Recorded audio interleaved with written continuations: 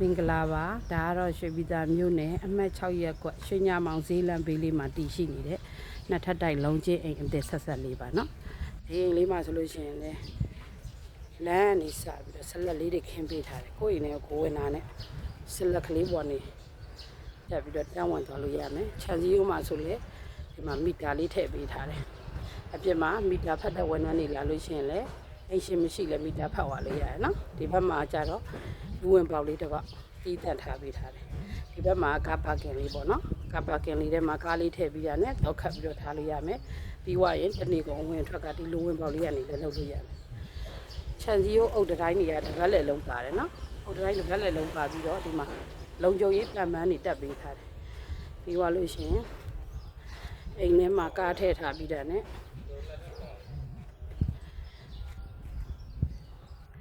ဒီနှစ်ထပ်လုံးကြီးအစ်စ်လေးတဲ့ဝင်တော့မယ်ဆိုတာနဲ့ဒီမှာအိမ်ထဲမှာကားထည့်ပြီးွားလို့ရှိရင်ဒီမှာမမိချိုက်နဲ့တက်တဲ့ပန်းမင်လေးတွေကိုလည်းစိုက်လို့ရအောင်ပဲပန်းကုံလေးပါ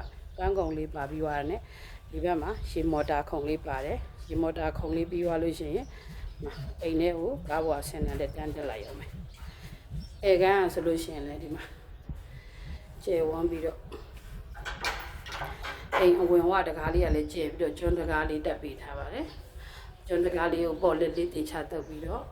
ကျွန်းတကားလေးနဲ့ရောက်ဖွင့်လေးတက်ပေးထားတဲ့အတွက်ပစ္စည်းလေးလည်း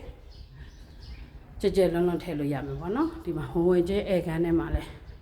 တော်တော်ကြီးကိုကျဲပါတယ်အလူတန်းလုပ်မယ်ဆိုလို့ရှိရင်လည်းဇဝဲဝိုင်း4-5ဝိုင်းလောက်ချပြီးတော့အလူတန်းတွေလုပ်လို့ရမယ်အဲကန်းထဲမှာလည်းကြဲလွန်းအဲကန်းစတီဇက်တွေဆိုဖာတွေထည့်လို့ရမယ်နော်အဲကန်းထဲမှာဒီခန်းလေးဆိုလို့ရှိရင်လည်းခလေးတငယ်တွေပါလာတယ်ဆိုရင်စာကြည့်ခန်းလေးလုပ်လို့ရသေးတယ် TV စင်လေးပါတော့ TV စင်လေးပေါ်မှာအလှတက်ပုံလေးတွေပန်းအိုးလေးလည်းတင်လို့ရပါမယ်နော် TV စင်လေးနဲ့လှလှပပခက်ခက်ညညာလေးအဲကန်းလေးမှာဖွဲ့စည်းပေးထားပါတယ်အောက်မှာဆိုရင်လည်းကိုရီးယားပါကီ12မီလီအထူတွေကိုခင်းပေးထားတဲ့အတွက်လူကြီးလူငယ်မျိုးကျမရင်နဲ့ညီညွတ်စာတနေ့ကုန်နေလို့ရတာပေါ့နော်အောက်ကကျွန်းပါကီဆိုတော့မအေးတော့ဘူးပေါ့လေအဲကန်းမှာလည်းဒါဆိုလို့ရှိရင်ခက်ခက်ညညာတက်ဝဝနဲ့ပရိုဝမ်ကနေဝယ်ထားတဲ့မီဇိုင်းလေးကိုတက်ပေးထားတာပါနော်လာပပလေးအဲကမ်းမှာခက်ခက်ညညာလေးမီဇိုင်းလေးတက်ပေးထားတယ်ဒီမှာရှောက်လန်းလေးမှာဆိုလဲအကျယ်ရွယ်ရှောက်လန်းလေးရတယ်ဝင်လာလိုက်လို့ရှိရင်ဒီအောက်ထပ်မှာမာစတာအိတ်ခမ်းတစ်ခမ်းပါတာပေါ့နော်မာစတာအိတ်ခမ်းလေးတစ်ခမ်းပါပြီးတော့မာစတာအိတ်ခမ်းလေးတဲ့ဝင်ပြပေးပါမယ်မာစတာအိတ်ခမ်းလေးထဲမှာလည်းအောက်မှာကိုရီးယားပါကီအပြည့်ခင်းပေးထားပြီးတော့စီလီမှာဆိုလို့ရှိရင်လည်းပန်းမွင့်ဒီဇိုင်းလေးဖော်ပေးထားပါတယ်နော်ဒီမှာဆိုရင်လည်းဝေါ်လန့်လေးပေါ့အလှမီလေးတစ်ခုတက်ပေးထားတယ်ညာဘက်အိတ်တဲ့ခါကျတော့ဒီပန်းမွင့်မီလေးကိုပိတ်ပြီးလို့ဒီဝေါ်လန့်မီလေးနဲ့အိတ်မယ်ဆိုရင်လည်းအိတ်လို့ရအောင်နော်ဒါလေးကတော့မာစတာကန်နဲ့ဒီချိုကန်အိမ်နာတွဲရက်ကလေးပေါ့ဒီချိုကန်အိမ်နာလေးဆိုလို့ရှိရင်လည်းဘိုးထိုင်လေးတစ်လုံးတက်ပေးထားတယ်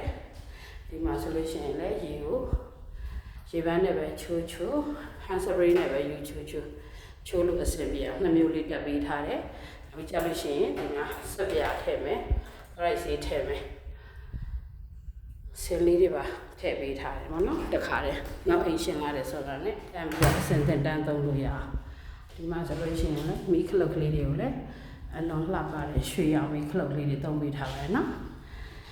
မာစတာကန်ထဲမှာကိုခန်းထဲမှာကိုရေမိုးချိုးပြီးွားတာနဲ့ဒီမှာမနမိုးလင်းလာပြီဆိုတာနဲ့လေရေချိုကန်နဲ့ဝင်မျက်နှာတက်သွားတက်ကိုလက်သက်ဆင်လှုပ်ချင်လဲဒီမှာ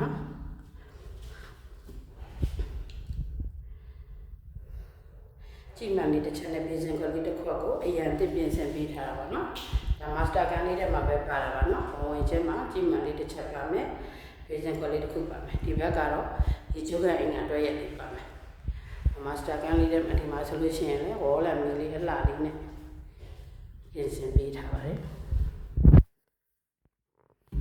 အောက်ထပ်ကနေပြီးတော့မာစတာကန်လေးပြီးသွားလို့ရှိရင်ကျွန်တော်တို့ kitchen ကန်လေးရောက်လာမှာပေါ့နော်မိဖို့ကြောင်ကန်လေးမှာဆိုလို့ရှိရင်လည်းဒီမှာချက်ပြုတ်နေတဲ့အိမ်ရှင်မတွေရဲ့အညှော်တွေကအပြင်ကိုမရောက်အောင်လို့ဆိုပြီးအိတ်ဇောဖန်လေးတက်ပေးထားပါတော့အိတ်ဇောဖန်လေးဖွင့်ထားတဲ့အတွက်ဒီထဲမှာချက်သမျှပြုတ်သမျှအညှော်လေးတွေစုပ်ပြီးတော့အပြင်ကိုထုတ်ပြီးမှာပေါ့နော်ဒီမှာကပ်ပိနက်လေးလည်းတက်ပေးတယ်အိမ်ရှင်မတွေကပစ္စည်းရလေးတွေကို